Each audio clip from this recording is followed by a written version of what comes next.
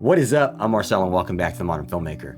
In this tutorial, we're going to go over some really powerful yet simple techniques you can use inside of Davinci Resolve 17 that'll add a lot of depth and dimension to something really simple.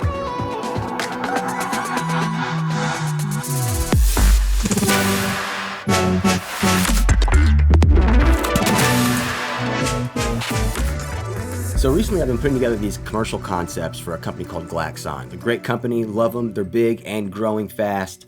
And it's just supplement stuff. It's very simple. Some of this stuff I shot here at the house and some of it is stock footage. Like this stuff we shot on the 12K in a probe lens. This was stock footage. We set up this scene with the gummy bears and the watermelon because that's the flavor of this amino acid product.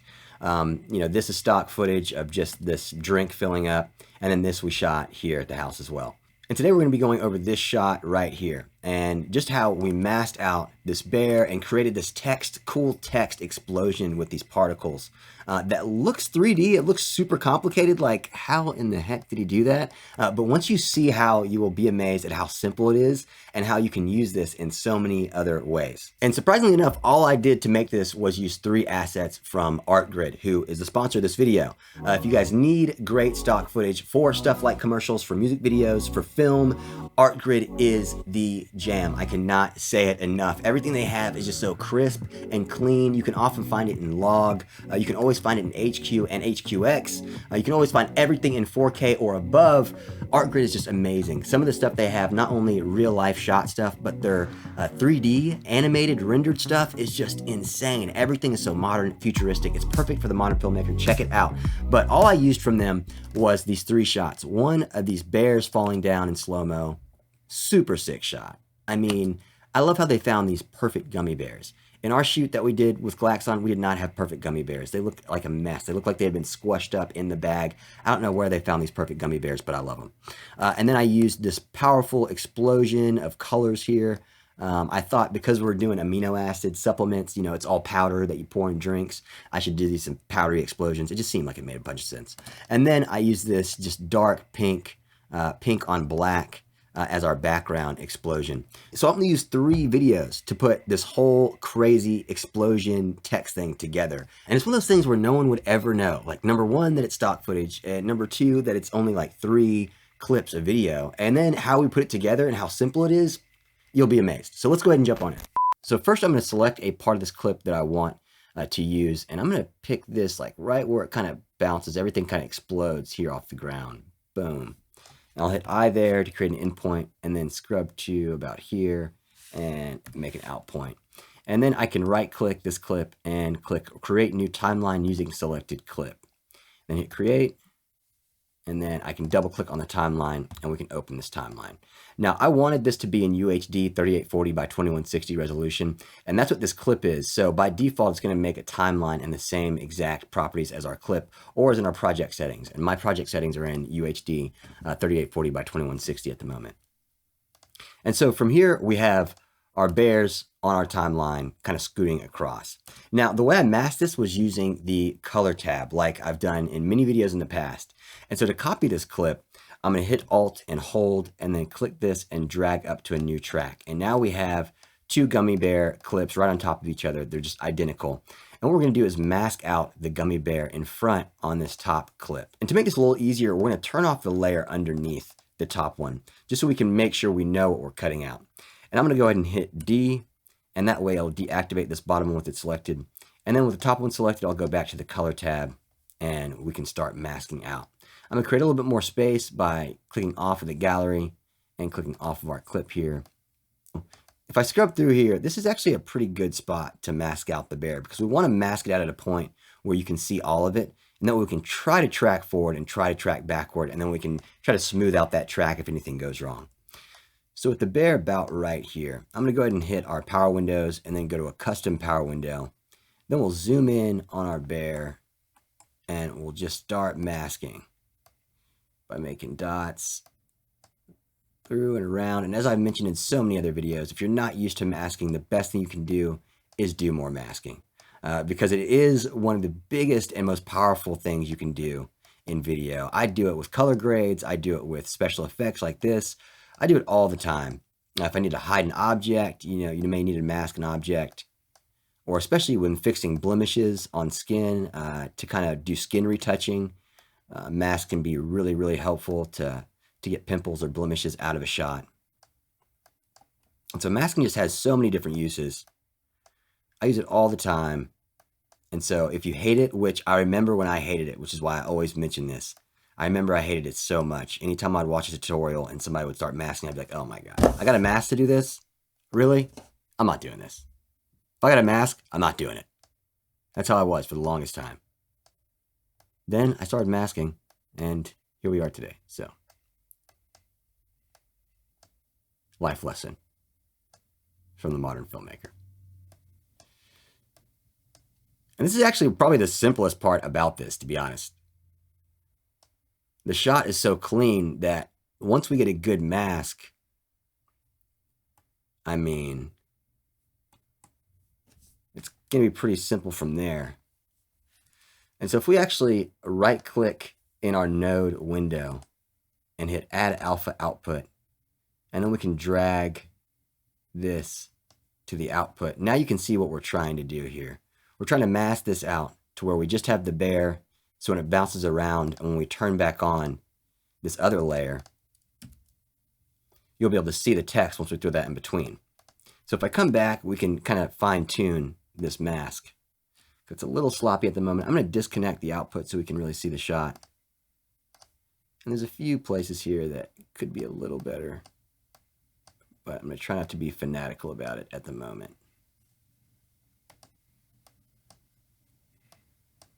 Just get a little smoother. And of course, guys, the more tracking points you make, if this was not a teddy bear, if this was hair, or if this was skin or trees or something more complex, you'll really want to dive in and try to make a ton of tracking points or a ton of mask points. That way you can really fine tune. Because if you notice in my last video, when we masked out the hair, I didn't use that many points and the hair kind of looked too smooth. A way to get around that and kind of keep that detail in there is to add more points and to add more ridges, therefore adding a little bit more detail by perception. Okay, I think that's good enough. And for now, we'll go over to the track tab, and then I'll click forward on the track. That did really, really well. And I'm going to click frame, because pretty much when you click frame, now if I move things around, it'll add that to the tracking data. In clip, if I move this over here, then it's going to keep the same tracking data. It's just going to move the track mask itself. So what I want to do is with this last tracking point selected, I want to come in here and I can fine tune the mask, and it'll automate to these fine tune points that I'm making here.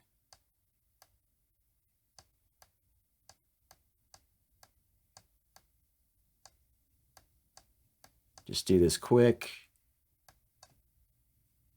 as quick as we can.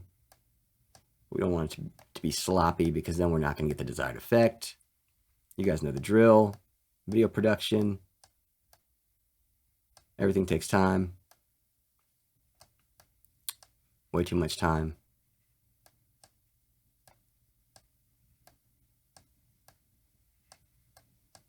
And boom, that looks good. Now if I come back, yeah, now it's much more stuck to that gummy right there. And I want to click off frame and go back to clip, and then track forward on, or track backwards on this original tracking point that we made. So I'll click track backwards. Boom. And that's pretty all right. Gets a little, no, that's actually really good.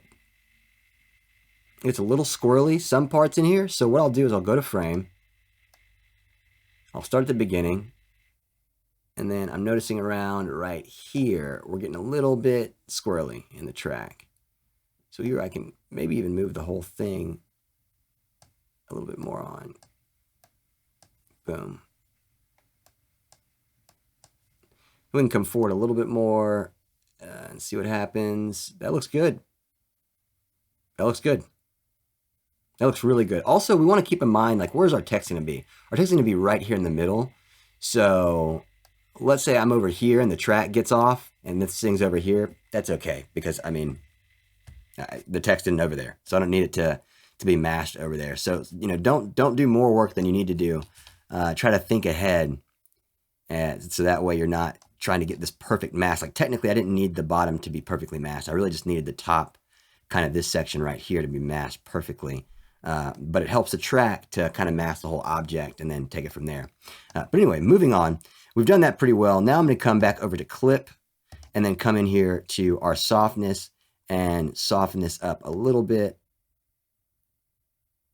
That way the edges won't be too crazy. And then connect this alpha out again. And then we have a nice bear there. Maybe I'll soften a little less. That looks pretty good. Looks good enough for sure. Then we can come in here and turn our first layer back on. And then we'll move this up because we'll need to put our fusion composition in the middle where we're going to have our text. And so we'll go ahead and make our fusion composition by right-clicking in the media pool and then come to new fusion composition. And then we'll do exploding text. And then we'll slide this in. This exploding text, we'll slide this in between. And now this looks super funny right now. Pretty hilarious. And then we'll come in here, right-click, and open in Fusion Composition. And then from here, we'll just need to set up our text and what we want the text to pretty much look like. And I want it pretty standard. It's going to say 20 amino acids, just like it said in the video. And so the first thing I'm going to do is just make, let's say, 3 text layers. 1, 2, and 3. And then I'll go ahead and connect these to our output. And then our top text, I'll just type 20. And then I'll choose our font, which is going to be something really fat. Like either Mom Cake. No, it's not fat enough. Maybe Monsterrat. It's fat enough. We go extra bold. Or black even. Yeah, let's do that. 20. We'll slide this up. Kind of keep everything centered, or at least try. Make it pretty big. Because we can make it as big as we want in Fusion, and then we can scale it down, actually, in the Edit tab, if we need to. So you don't have to be too anal about exactly the positioning of this, because we can reposition it very easily in the Edit tab. And then amino, backwards. And in our second text, I'll go ahead and slide this down as well. Change the font to our big fat text here. Slide this into position. And in our text 3, acids.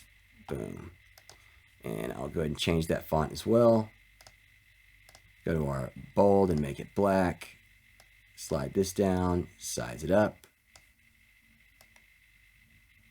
That's cool. And one other thing I actually did was I ended up animating the amino acids, and they actually expanded out. And so what I did is in the very first, I'm going to go ahead back to the Edit tab, and I'm going to cut our Fusion composition back so we're not working longer than we need to work in our timeline. And then right-click and open in Fusion page. We're back to our 20 amino acids. And so in amino, I'm going to come to the beginning, and I'm going to go to the text and tracking, and I'm going to make a keyframe there. And then towards the end, at the very end, I'm going to go to the tracking and just slide this up. Just like that. That way it kind of expands out as the explosion goes on. It all makes sense once it's all kind of done, which is pretty sick. And then I'll come down to acids, and I'll do the same. I'll make a keyframe at the tracking, and then at the end, I will expand acids a bit. And maybe not as much. So that way one expands more than the other. Yeah, it's simple. It's a simple thing, but it kind of makes all the difference once we have the animation in there exploding out and whatnot. And so from here, we can go ahead and add in our video explosion behind the text.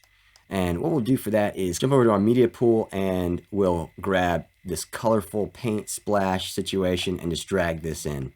Then we're going to click this merge to, and I'm going to click the merge again to add another merge. And then we're actually going to tie this down into the top of this merge. And then with this merge selected, we can go over here to our apply mode and operate and click in, and boom. Now we have our explosion in the text, which is pretty cool. But we don't actually have the time of the explosion that we want in the text. It's kind of a weird time.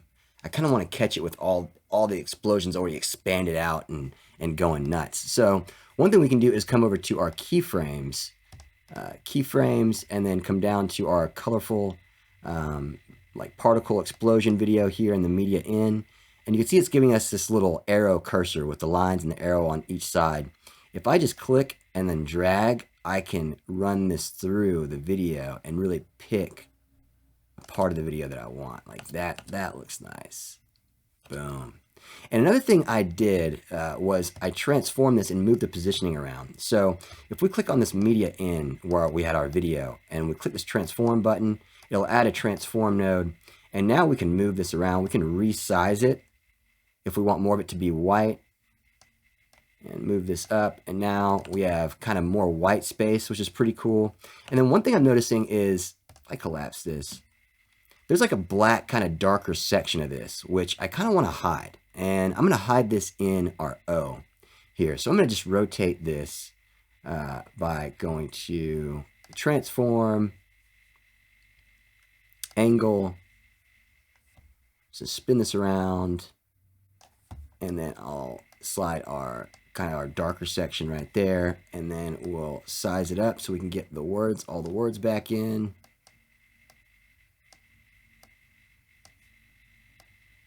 Size it up a little bit more. Boom. That looks pretty good. Let's see. Yeah, let's get it right there, because I do want some of this to be white, so you really notice that these particles are flying everywhere. Now we can size it down a little bit more. Boom. Make sure it lasts to the end. Yeah, sick. And maybe scoot it over just a little bit more. Of course, got to be anal over here about everything. Yeah, that looks good. Scoot over a little bit more. Boom. Bam. Now this is pretty much our standard text that we're rolling with behind the video. And if we cut back over to our video, you can see that it's already set up pretty well. Oh man, that is beautiful. That is sick. I mean, it's sick already, and we haven't even added like the explosion behind the explosion. So earlier I said that we could resize our composition. Now this is a good time to go ahead and do that. You can see that the amino acids is getting cut off, so we can zoom this down and scoot this up a little bit more. And we have more of that text in the frame. And now people know it's amino acids 20. Boom. Love it. Okay. And so next thing we're going to do is select the top and the second layer. So this top bear, where the bear comes through, and our fusion composition, we're going to grab both of these, slide them up, and then we're going to go ahead and throw in our pink explosion underneath. Now let me double click this and just grab the section of this that we want. And we really want it probably about right here. I'll hit I, and then come out to about here. I'll hit O, and then we can just drag the video section of this down. This is to drag the audio, this is to drag the video. So we can just drag the video down, slide this underneath, and now this looks terrible. It's okay. That's exactly how it's supposed to look. One thing we need to do is resize this. So I shrunk this down, I scooted it up in position in our inspector, and then I actually cropped the bottom a little bit. What I did was I pulled the softness down and then worked the bottom up just a little. Yeah, about right there. And we could probably make this bigger. And I think I even kind of squeezed it in a little bit. So if we unlock our zoom, boom, click that lock, and then we can use the Y, or the X, sorry. We can use the X axis and squeeze this in a little bit more. Then we can relock them and make it a little bigger, scoot it up a little bit more, and now we're cooking with gas. And then I believe one of the last things I did was come down to composite mode and then come down to screen. Now it looks like these particles are exploding out of the text. And it's cool because it's such a visual, like they say camera magic. And this is the quintessential meaning of camera magic, when you think one thing's going on, but it's really something completely different. Here we have two 2D layers. I mean, technically 3 with the bears, but we have all these 2D layers.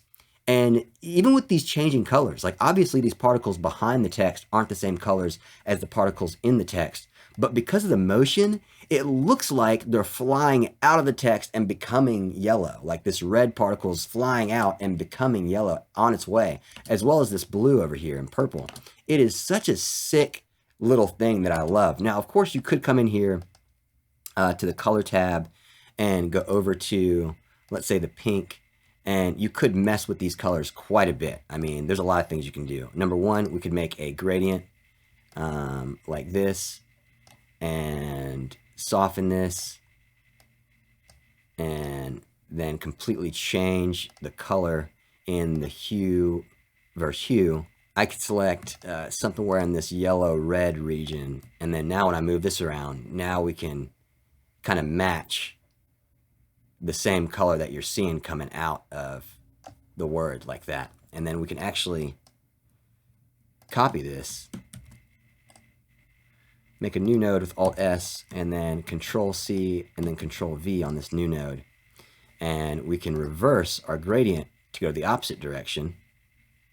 And then we can change these colors as well to closer to that blue, if we wanted to make a match a little bit more, but you know. And then you can come to the hue versus luminance and do kind of the same thing, where we selected all this stuff here.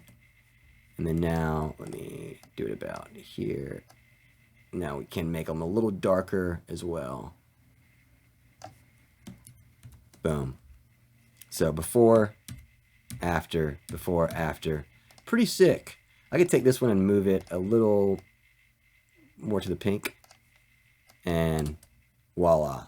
That is so nasty. And I mean, don't think that you couldn't add one more node, because you know me, I will add one more node. If you give me the opportunity, I will gladly add another node.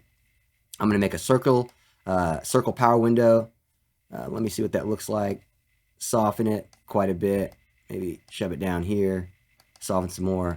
Boom, boom. Then come to all this purple red action over here and move this into the yellow. So now it matches the yellow at the bottom. So if we cut the words off, look at that. We made this whole yellow, pink, blue thing out of that particle layer, and now it really matches. Now that looks crazy sick.